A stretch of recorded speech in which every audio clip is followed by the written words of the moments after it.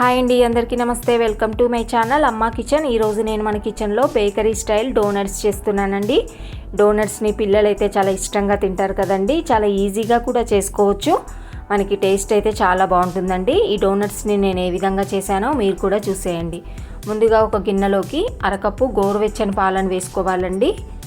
పాలన్నవి గోరువెచ్చగా మాత్రమే ఉండాలి, ఎక్కువ వేడిగా ఉండకూడదండి. గోరువెచ్చని పాలలోకి 2 టేబుల్ స్పూన్ల షుగర్ వేసుకోవాలి. 1 టేబుల్ స్పూన్ ఈస్ట్ పౌడర్ వేసుకోవాలండి. ఈ పాలలో కలిసే విధంగా మొత్తం కూడా ఒకసారి బాగా కలుపుకొని పావు గంట 20 నిమిషాల పాటు పక్కన పెట్టేసుకోవాలండి. నేను ఇక్కడ ఒక 20 నిమిషాల పాటు పక్కన పెట్టుకున్నాను. 20 నిమిషాల తర్వాత మూత తీసి చూపిస్తున్నాను చూడండి. మనకి ఈ విధంగా ఈస్ట్ అన్నది కొద్దిగా పొంగినట్టుగా అవుతుందండి. ఇప్పుడు దీన్ని పక్కన పెట్టేసుకొని ఒక గిన్నె తీసుకొని అందులోకి కప్పున్నర మైదా పిండి వేసుకుంటున్నాను. కప్పున్నర మైదా పిండి తీసుకొని ఇందులోనే 3 టేబుల్ స్పూన్ల షుగర్ పౌడర్ వేసుకోవాలండి. మీరు కొంచెం డోనట్ స్వీట్గా కావాలనుకుంటే ఇంకొక టేబుల్ స్పూన్ మట్టుకి షుగర్ని యాడ్ చేసుకోవచ్చు. మొత్తం కూడా ఒకసారి బాగా కలిపి ఇందులోకి ఒక ఎగ్ వేసుకోవాలి. ఎగ్ వేసుకోకపోయినా పర్లేదండి. ఎగ్ వేసుకోవడం వల్ల మనకి డోనట్స్ అన్నవి బాగా పొంగుతూ వస్తాయి. ఇప్పుడు ఇందులోనే ఈస్ట్ కూడా వేసేసుకున్నాను. మొత్తం కూడా మనం బాగా కలుపుకోవాలి. ముద్దలా అయ్యేంత వరకు కలుపుకోవాలండి.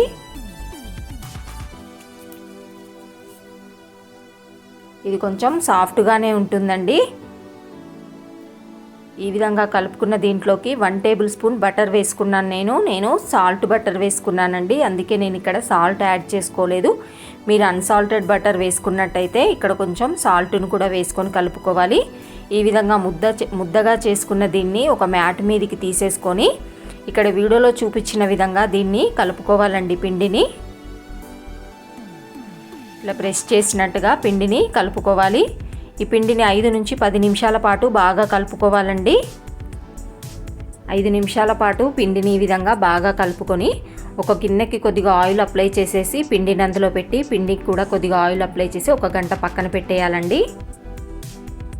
చూడండి, ఇక్కడ వీడియోలో చూపించినట్టు గంట తర్వాత మనకి పిండి అన్నది ఈ విధంగా కొద్దిగా పొంగినట్టుగా అవుతుంది. ఇప్పుడు ఈ పిండిని మొత్తం కూడా మళ్ళీ ముద్దగా ఒక దగ్గరికి చేసేసుకొని ఒక మ్యాట్ మీద వేసేసుకోవాలండి. ఈ విధంగా వేసేసుకొని దీన్ని మొత్తం కూడా చపాతీ కర్రతోటి చపాతీలాగా ఒత్తుకోవాలండి. కాకపోతే అంత పల్చగాను చేసుకోకూడదు. మనం డోనట్స్ చేసుకుంటున్నాం కాబట్టి కొంచెం మందంగానే చేసుకోవాలి.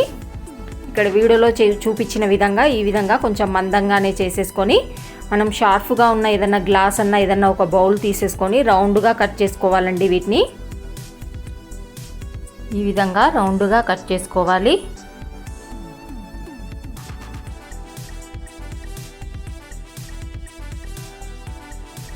ఈ ఎక్స్ట్రా ఉన్న పిండిని మొత్తం కూడా తీసేసుకోవాలండి. ఈ మిగిలిన పిండిని కూడా ఇదే విధంగా చేసుకోవాలి. ఇప్పుడు ఈ విధంగా రౌండ్గా చేసుకున్నాం కదండి.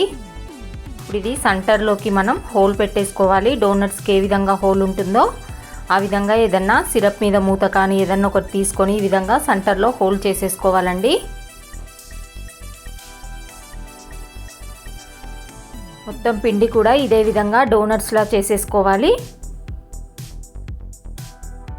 ఈ విధంగా చేసుకున్న డోనట్స్ని ఒక ప్లేట్కి కొద్దిగా ఆయిల్ అప్లై చేసేసుకొని ఆ ప్లేట్లో వేసేసుకోవాలండి. వీటిని ఈ విధంగా చేసుకొని ఒక పక్కన 10 నిమిషాల పాటు పక్కన పెట్టేసుకోవాలండి. ఇవి కొంచెం పొంగినట్టుగా అవుతాయి డోనట్స్ అన్నవి. ఈ విధంగా 10 నిమిషాలు పక్కన పెట్టేసుకొని వీటిని ఇప్పుడు ఫ్రై చేసేసుకోవడమేనండి.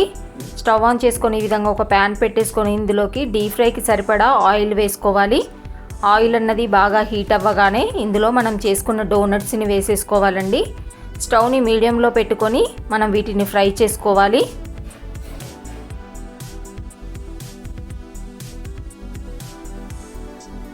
ఈ విధంగా మనకు కడాయిలో సరిపడినన్ని డోనట్స్ని వేసేసుకొని స్టవ్ని మీడియంలో పెట్టుకొని 2 వైపులా కూడా తిప్పుకుంటూ మంచి గోల్డెన్ కలర్ వచ్చేంత వరకు డోనట్స్ని మనం ఫ్రై చేసుకోవాలండి.